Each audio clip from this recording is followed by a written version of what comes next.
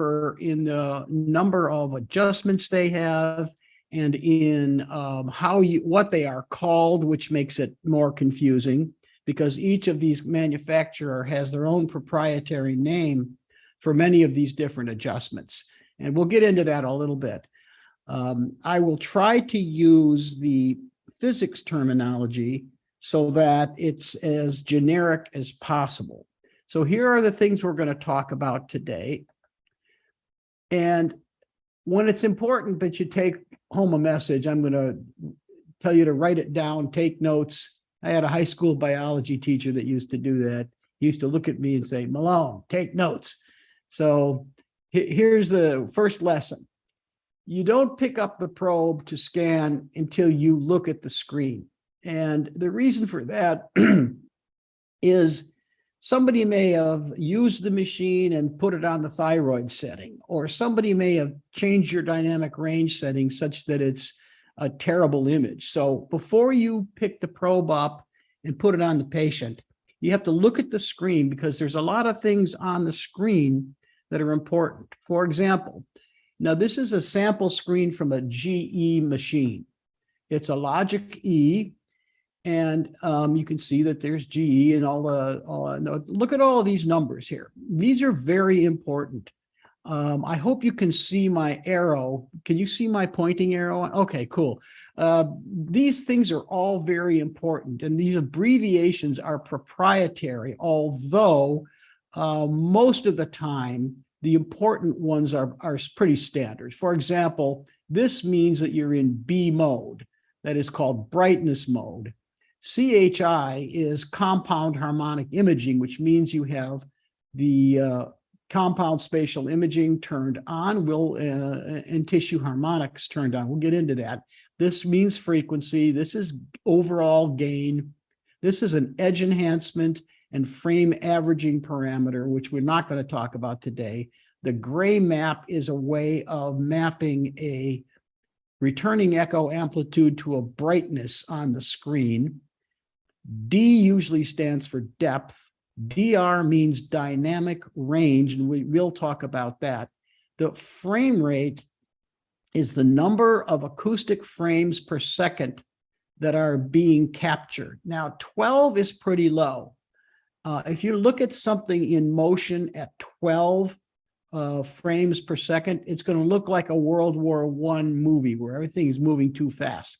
Above 16 hertz, the eye begins to look at this like a regular movie. But below that, 16 hertz, 16 frames per second, anything moving is going to be jerky and unacceptable, especially if you're looking at something like a tendon moving. Now, these are Doppler settings. When you turn on the Doppler, which I did here purposely so that you see these other parameters here, there's the really important ones are the pulse repetition frequency, the wall filter, and the transmission frequency. This CF means color flow. In this instance, it's actually not color, it's actually power Doppler, because as you see, there's no blue and red on the screen. It's just shades of orange and yellow.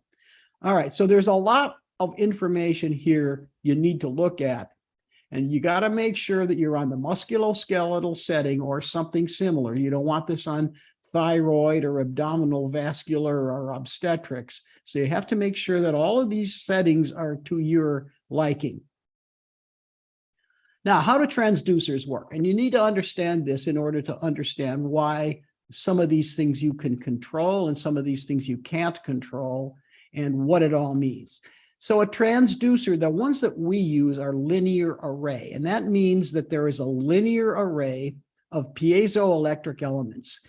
And any transducer, by the way, the definition of a transducer is that it changes one form of energy into another. In this case, we are going to change electrical voltages that come from the machine, and each of these is wired to a single element. And each of these elements, when stimulated by a voltage, vibrates. That's what a piezoelectric element does. And traditionally, transducers were made of these linear array for MSK work, linear array transducers So there's a row of these elements, usually about 250 of them in the higher end transducers. Each is wired to a voltage regulator. And so what happens is that electrical energy, these pulses of electrical voltage, are turned into sound waves, which are transmitted into the patient, and then echoes return. And when the echo returns, the vibration, which is what an echo is, stimulates this to vibrate, and that creates an electrical impulse, which the machine senses. So this goes both ways. So this transmits voltage into sound and then sound into voltage for the return echoes. So that's how transducers basically work. Linear array is situated like this. Now, in a sound wave, a sound wave is a pressure wave that travels through a medium, be it air or tissue or water or whatever. And like this pitchfork is transmitting a sound, when this vibrates, you get a compression when the fork is pushing toward the right. And then when it pushes toward the left, as it changes its vibration, then you get this rarefication part of the sound wave. So it travels through air looking like this, or water, any medium, distance being to the right. Now, there's several ways to represent this in a graph form. If you have the wave pressure, look at on the left of the slide here. This is the vertical axis is the pressure of the air, the amplitude of the wave pressure. So during compression, obviously that pressure is positive. During the rarefication, it goes to negative. So if you put this on a graph with the x-axis being time, you have a frequency curve here. So the duration of one cycle from here, this is compression, and then this is rarefication. And so one cycle will last a certain amount of time. If you put distance on the x-axis, then one cycle has a certain spatial parameter. It occupies a certain amount of space for one cycle. And 10 cycles would be depicted as shown on the bottom here, just to give you some idea of how this is often shown in diagrams. So what happens in a transducer is an electrical pulse comes into the transducer, and the actual transmit time with respect to the listening time is very, very short. So a pulse is generated and sent out, and it has compression and rarefication. It then turns itself off and spends a lot of time listening for echoes, so that the time duration here for this pulse is extremely short, whereas the listening phase, where the transducer is now listening for echoes returning from tissue, is quite long compared to the transmit phase. So visually here, it's not very accurate, but I just wanted to give you the impression, give you the concept that there's a transmit phase and then a much longer listening phase. And the way that these transducers are, remember, there's elements lined up, each one has a wire to it, and they're fired in groups, usually in groups of a few to up to maybe 30. And each of these, so this group is fired all at once and forms a beam, as you see down here. The way it works is there's a sweep across this transducer, and the elements are fired as I'm going to show you here. So this is the very first firing, and the next thing that happens is you kind of move over one, and these 5 or 6 elements are fired. Next, it's going to be these 5 or 6, and next, and so on. And so as it goes across the beam, like the transducer like that, you get a whole sweep from left to right, and that creates a frame. All of these different beams are received, and they create an acoustic frame. Each of these beams forms a scan line on the image. That's how transducers work. Now, let's talk about gain. This is directly controlled by the operator. It increases all brightness of all signals equally. Therefore, it does not alter the signal to noise ratio. So if you have a lot of noise on your screen, turning down the gain is going to turn down your signal as well as your noise, and it really won't help you very much. It controls all signals. There are other adjustments you can do to reduce mistakes, and we'll get into that. But just be aware that turning up and down the gain controls all brightness on the screen equally. The depth of field is something that you directly control. So you set a certain depth, and keeping in mind that sound takes time to travel through tissue, if you set this depth of field deeper, it's going to take a longer amount of time for that signal to go from the transducer down to the depth that you set and then come back. So the deeper you set this depth of field, obviously the acoustic frame rate has to go down because it takes longer to acquire each acoustic frame, each sweep across that transducer. The other thing that you have to keep in mind is that the deeper you set this depth of field, the signal has to travel further into tissue and further back. Attenuation occurs directly proportional to the amount of distance that this signal has traveled in tissue. So the longer the distance that it has to travel, the more attenuation there is. So that's why we have what's called TGC, or time gain compensation. The machine understands that, and the machine will automatically add gain as you increase the depth of field. The machine is automatically programmed to do that. However, machines, most of the modern machines will give you some control over this automatic addition, and that's called time gain compensation. On the older models, maybe 10 years ago, these were mechanical levers that you'll see on the keyboard or next to the keyboard. On each of those levers controls gain at a horizontal slice of the image. If you have these things, these TGC levers, out of adjustment, whether they be electronic, and the newer machines, they're all electronic, but if you have these out of adjustment, this can cause an artifact, and I'll show you what that looks like. So this is an image of a machine, a GE in this case, what has two of those levers way too far to the right.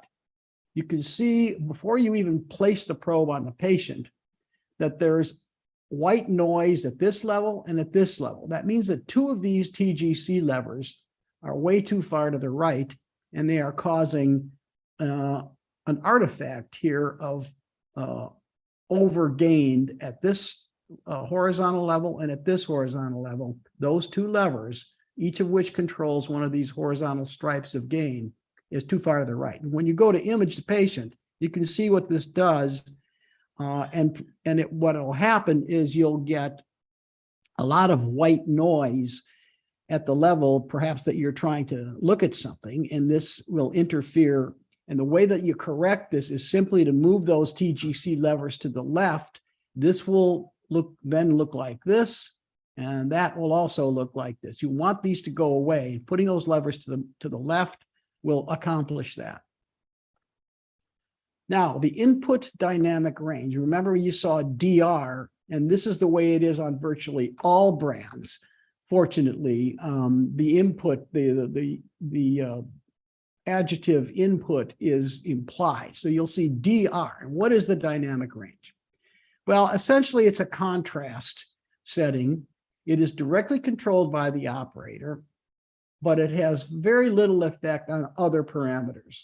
The definition of any dynamic range is the ratio of the maximum to the minimum value of this parameter, in this case, brightness.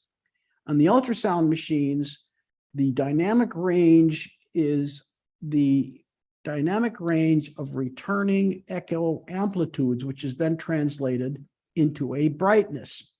Now, the range of returning echo amplitudes spans about 4 orders of magnitude. whereas the number of shades of gray that the machine can display is usually 256 different brightnesses, if you will, or about 2 orders of magnitude. So that means that the machine has to take returning echoes from 4 orders of magnitude and compress them down to a 256 different shades of gray. So you have to compress 4 orders of magnitude down to 2. The bottom line here is the following. It's essentially a contrast setting, and it adjusts the brightness of a returning echo. If you don't set this correctly, and most people usually set this dynamic range way too low, you will cause a variety of poor images, but this is what it looks like. So this is the dynamic range setting of maximum. So this arrow up here shows you the dynamic range. So the dynamic range is between the minimum on the left here, which is black. Notice that the brightness score down here is 0, so that means it's black. And the maximum score of the highest returning echo is up at 256 or 255, which is very bright. This is a very simplistic, wide open dynamic range. Now, if you set the dynamic range low, what you're going to do is the only variance you're going to get is in this very narrow range of returning echo strengths. What does this all mean visually? I mean, this is all physics and mathematics. So what does this mean visually? It means this. If you've got the dynamic range set to the max, it's going to look like this. And this is a little bit too high. And most people have got this set too low. And so what happens is you get blazing white and you get dark and very little in between.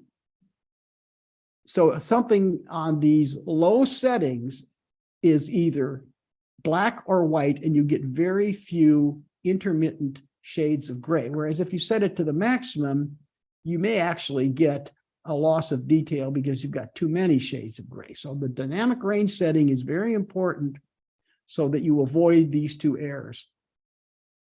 Now, you've probably heard of tissue harmonic imaging. What does that mean? This is a technique that is used to increase the resolution by taking advantage of what I'm going to describe to you in a minute here. So first of all, what we mean by the fundamental frequency is the transmission frequency, for example. When we talk about whether it's a frequency of light waves or sound waves or any waves, the frequency, the fundamental frequency is this letter nu. Greek letter nu is a very common way of looking at designating frequency. So if you got the fundamental transmission frequency as a certain value, then that value is called the first harmonic. Twice that value or twice that frequency is called the second harmonic. 3 times that value is called the third harmonic, just for terminology here, so we know what we're talking about.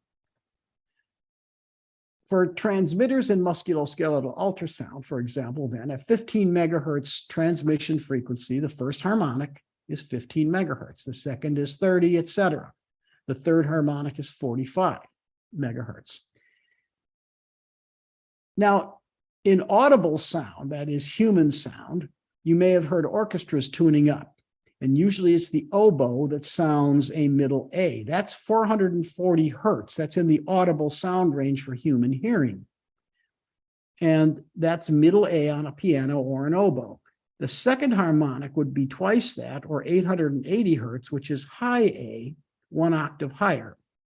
It just gives you some idea of what these harmonics are all about.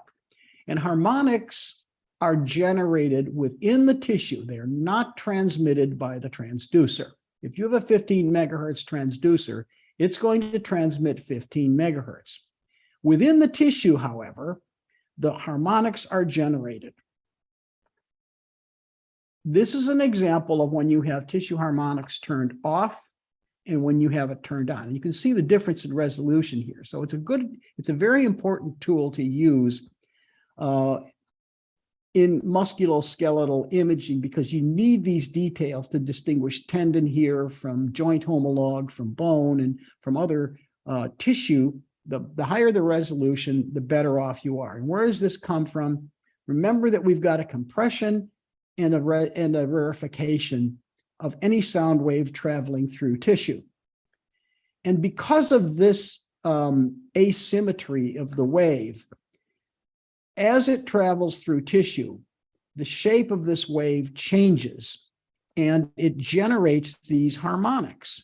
Now, these harmonics, each of these second, third, and fourth harmonics come from the tissue, not from the transducer. So what happens is that the machine says, you know, I'd rather scan at, let's say, 30 megahertz than 15. So maybe what I'll do is I'll only listen for the second harmonic, that 30 megahertz echo coming back. I'll ignore 15 because 30 is much more resolute. You get higher resolution. And the 45 and 60 are so weak that I can't see those because they're attenuated. So I'm going to just listen for the return of that second harmonic. And that's what tissue harmonics does. It allows you to listen for the higher harmonic, the second harmonic usually, because the others are too weak and they get attenuated. So what you're actually doing is you're sending 15 and you're listening for the returning 30 megahertz. And that gives you that advantage of higher resolution. So when this can hurt you is when you're using one of the newer higher frequency probes that a lot of these machines have now, like 19 or 20 megahertz. That's the first harmonic. So when you turn on tissue harmonics in one of these transducers, you're listening for 40, you're listening for 38 or 40, those get attenuated very quickly. So when you're using these higher transducers, higher frequency transducers, it's often better to turn the tissue harmonic setting off. Most machines have the default off for tissue harmonics when you're using 19 to 20 as your transmission frequency. Sometimes some manufacturers leave it on, so it behooves you to turn it off. Otherwise, you won't be able to see much deeper than a centimeter. So keep that in mind. Now, let's talk about beam steering and compound spatial imaging. This is a very important parameter to make sure you have engaged when you're scanning in musculoskeletal, especially when you're looking at superficial things to get better detail. It turns out that, well, if you don't recognize this and you don't have it on, you will get very poor images that are like 30 years ago at 7 or 8 megahertz. The detail will not be very good. So you must recognize how to work this and how to engage it. Here's the difference. This is on the left with compound spatial imaging turned off, and on the right with it turned on. And you can see the difference in resolution here. And it's pictures are worth a lot of my yapping. So it's much better to see it in what the effect of this is. And then we'll talk about the physics a little bit. This is an American comedian from the 1930s. He's one of the Three Stooges. And I got this because he looks confused. And unfortunately, compound spatial imaging is called something different by each of these different manufacturers. So for example, the physics of this, the generic physics reference is compound spatial imaging. But Sonosite calls it multi-beam. Siemens calls it C-clear. Esaote calls it multi-view, etc. So each of these manufacturers has their own proprietary name for this, and that leads to poor Curly being confused. But you need to know this so that you don't get confused and you kind of recognize what this is. Now, beam steering can be done by altering the time sequence of firing within a group of elements. You may recall that we fired 5 or 6 elements at once, a group of elements. So there's a way of altering the sequence of the electrical voltage reaching each of those elements that can direct the beam in a different direction. So it is electronically possible to not only send beams directly up and down, straight in, but you can steer the beam to go a different direction, as seen here with these, each of these elements, when they fire in a different sequence, can steer the wave in a different direction. So what? How does that help us? Well, for example, if you've got an object with detail on it, and you're only using one beam in this direction, the details here are not going to be very visible because you're only using one direction. But suppose you could fire the beam at it from this direction. Well, you get the detail here on this side. Similarly, if you could direct it from in this direction, you would also pick up this detail. So that's what compound spatial imaging does. So here's a real world example. I'm looking at this, my brother-in-law's car from one direction. So we're going to send these beams directly at the rear of the car. Now, suppose we could direct a beam at an angle so that we get some detail about the side of the car, and similarly from the other side. Now, that's what an ultrasound machine is going to do. It's going to take 3 sweeps across the probe, one for this direction, one for the direct direction and at the back, and then the other for the other side of the car. So what happens is you get a sweep straight on, a sweep in a different direction, the second travel across the probe, and a third sweep to look at this dimension. The machine puts this into memory, and this acoustic frame into memory, adds them up, and comes up with an image that allows you to see much more detail on this car. And these transducers work exactly the same way when you turn on compound spatial imaging. So if you put a little, like a paper clip under your probe with some gel, you'll see a single beam if you have compound spatial imaging turned off. That means the transducer is only using this direction, one sweep across the probe, to send the beam. And it looks like this. This is a comet tail artifact from your paper clip, which is vibrating, but you can see there's only one beam here. And you can see this is an SAOTE. They call it multi-view. And you'll notice that multi-view, or compound spatial imaging, is not turned on, it's off. So these other parameters mean different things like frequency and depth of view and processing and all the rest of this, but you can see there's only one beam here. Now, suppose you turn multi-view on. Remember that what I just showed you was a single beam, and that's all we can see. Now we got multi-view to setting number 1, which creates a 3 different beam direction. And that is visible when you put that paper clip in here. Now there's a sweep across the probe in this direction, a sweep in that direction, and a sweep in that direction. So there's 3 sweeps across the probe that you give. Now you're going to get that 3 view look. There's many settings on these machines. So you can set this, that would be the car that we saw from the 3 different views. That's what compound spatial imaging does for you. Now, suppose we could do those 3, but some machines will do more than that. They'll have 5 directions. That's what it looks like when you put your paper clip. 1, 2, 3, 4, and 5. And this goes up to multiple beams in different kind of geometric arrangements, up to as many as 16 different directions. Now, what is that going to do in terms of your frame rate? Obviously, since each of these beams requires a sweep across the probe, it's going to lower your frame rate, but the advantage will be much, much better resolution. So on the machines where you can adjust this, you have to figure out where that where that inflection point is. When do you start to lose time resolution in favor of image resolution, and what's acceptable? If you're looking at something that's still not moving, then this setting is great because you don't have to worry about time resolution and frame rate. You're looking at something still. So the more resolution, the better. Whereas if you're looking at a tendon in motion or something else that's moving, this setting will lower your frame rate to the point where you get very jerky motion. So that's the trade-off. Okay. That's the end of my physics torture session.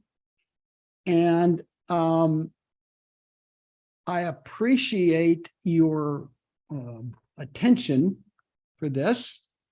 And what I'm going to do now is I'm going to take whatever questions. Now, this is kind of a epilogue to this talk. So I think you already know about this. I wrote this, I became very frustrated when I was first starting out in ultrasound because there was really nothing to explain all this.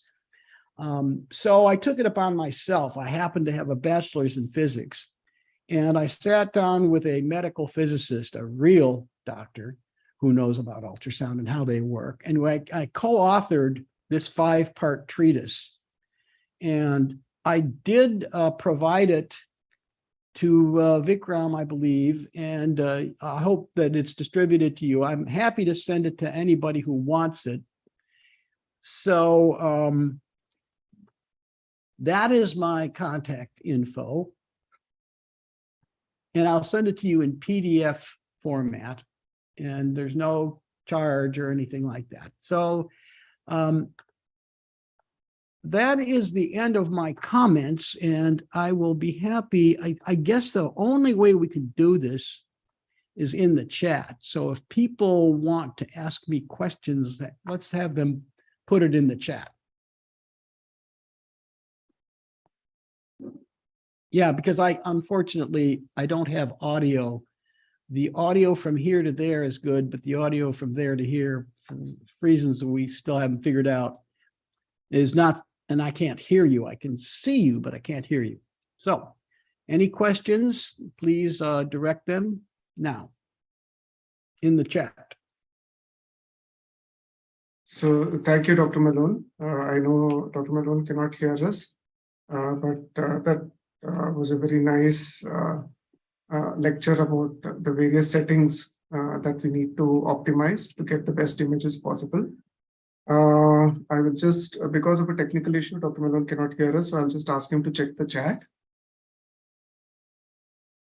Oh boy, that's just 1 second. I'm sorry, I couldn't read that. Just put it in the chat, okay?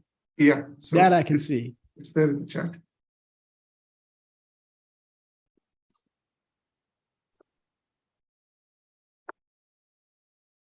Okay, here we go.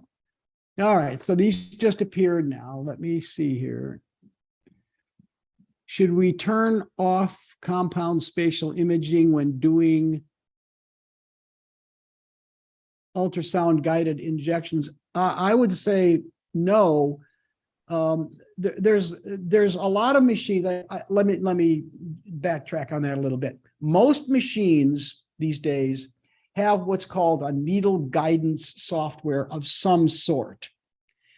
And I recommend that you use that. It really depends upon the angle that your needle makes with the beam. So for example, if you're injecting, say, a trigger finger, that's a very superficial structure, and your needle is going to come in pretty much perpendicular to your sound beam coming up and down, so that the reflection, most of the energy that hits the needle is going to come right back at the transducer because it's perpendicular pretty much to the up and down beam. In that case, you probably don't need the needle guidance software. I would continue to use the compound spatial imaging because you got different angles and it'll give you better return for your needle guidance. Now, if you're doing a hip injection into the hip joint, Now your angle of the needle is much more obtuse. That is to say, it's much more towards the perpendicular to the skin, which means the beam is going to be reflected away from the transducer as opposed to back at it. So in that instance, I would recommend using the needle guidance software that's built into most machines. Virtually all the good machines have that. And in that case, if you use the needle guidance software to turn that on, it's going to automatically turn off the compound spatial imaging, and it will optimize your ability to see the needle. When it's very steep, like in hips, a lot of times what you're going to find is that the shaft of the needle will be visible only superficially. But what you're really interested in is the bevel. So when you're injecting, always, always, always point the bevel up at the transducer, because you'll oftentimes only see the bevel of the needle because of the way it's shaped when you use the needle guidance software. And so what you want to do is focus on where that bevel is. You must keep it pointed up at the transducer, because you should never move a needle whose bevel you cannot see. Never move a needle unless you can see that bevel and you know where it is, because you'll be surprised when you're moving a needle in tissue. If you don't know where the bevel is, one of these days you're going to find out you're in a blood vessel when you thought you were much more superficial, or you're in a nerve when you thought you were much more superficial. So always keep that bevel visible.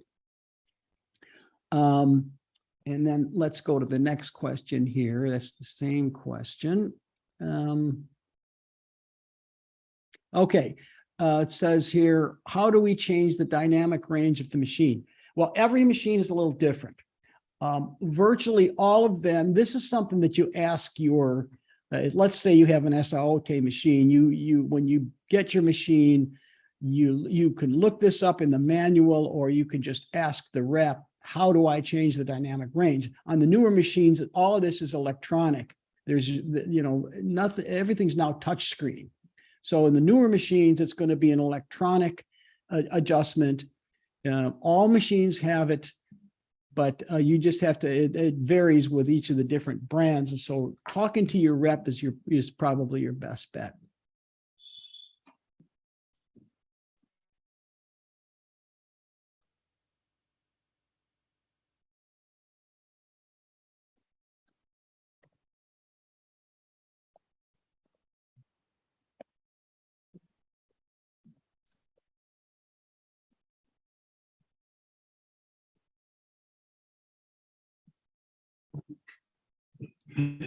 Okay, now some more have come in. We change when to change the grayscale. Oh, the question is when to change the grayscale setting. The grayscale setting, by that I presume you mean the gray map. What that gray mapping really is all about, these different maps. This is something, there's no right or wrong. Each of these different gray maps, on the GE system, it's usually called a gray map. All that's going to do is change the appearance of the image, and you just select the one that's most pleasing to your eye. There's no right or wrong to that. So there's ways to look at that and change it. And just what I usually do is I get an image, say I'll look at my wrist, or I'll look at my flexor tendon of my hand, look at some image, keep the transducer in the same image, and then change the grayscales and see which one I like the best. That's the way I usually do it. Let's see. Here is importance of PRF in musculoskeletal versus vascular for temporal artery, like in giant cell arteritis. Well, the pulse repetition frequency in Doppler is a parameter that will allow you to see a certain velocity of flow. So if you're looking at an aorta where the velocity of flow is very high, you can use a much higher pulse repetition frequency. If you're looking for very slow flow, for example, in a temporal artery, the flow is going to be slower than the aorta. And in a synovium that's hyperemic, that flow is going to be even slower because you've got smaller blood vessels. The slower the flow, the lower the pulse repetition frequency you want. So if you're looking at, and that translates into speed. So it's pulse repetition frequency is a parameter that you want to change depending on what size vessel you're looking at. And what that really means is what velocity of blood flow you're looking at. The slower the flow, the lower you want the pulse repetition frequency. And that translates into velocity. So for example, on my sonosite, the lowest pulse repetition frequency results in the ability to see flow at about 4 centimeters per second, which is quite slow. It's much higher in the aorta. And so I'll set my PRF to its lowest to see synovial hyperemia. And the slower the flow, the lower I go. And if I'm looking at a bigger vessel, say a radial artery or a femoral artery, even that PRF can be higher. Otherwise, you're going to get what's called blooming artifact, or you get a different sort of vascular artifact.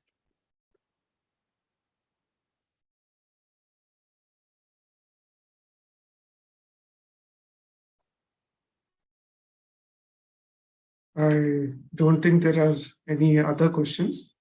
So with that, I'd like to... This is all, by the way, covered in the physics treatise, these artifacts and these PRF settings and stuff. If you look in the physics treatise, you'll find it in there. So I'd like to request Dr. Vivek to give the concluding remarks. And I'd like to thank Dr. Daniel for taking time out to give this lecture. Thank you, Dr. Sharath.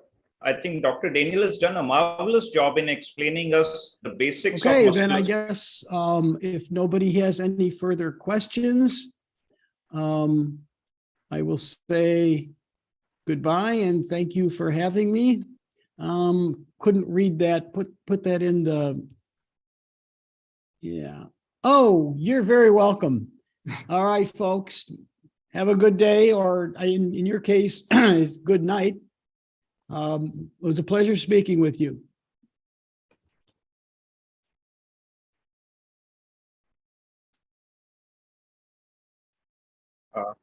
Dr. Sharath, we are on? Yeah, so... Yeah, I think he's done a marvelous job in explaining the absolute basics. I think lots of things got cleared with this.